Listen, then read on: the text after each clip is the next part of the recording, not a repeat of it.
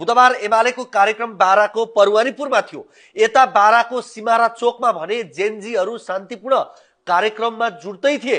सिमारा र परुवानीपुरको दूरी करिब 15 किलोमिटर छ, तर एमालेका केही अराजक कार्यकर्ताहरू सिमारामा आएर जेनजीहरूमाथि अपमान गर्ने, दुर्व्यवहार गर्ने र कुटपिट गर्ने काम गरेको बाहिर आएका केही भिडियो र सर्वसाधारणहरूको भनाइबाट स्पष्ट हुन्छ।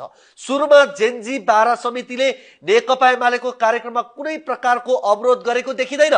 कार्यक्रममा जब एमालेद्वारा परिचालित समूह पसेर बारा संयोजक सम्राट उपाध्याय लगायतका जेनजीहरूलाई कुटपिट गरे, त्यसपछि सिमारा क्षेत्र रणमैदान बन्न पुग्यो।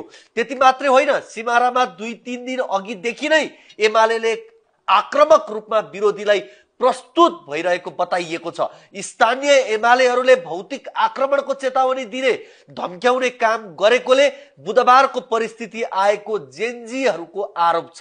वास्तवमा यथार्थमा भन्दा एमालेबाट भएको शान्ति सुव्यवस्था बिगार्ने गतिविधि खेदजनक छ।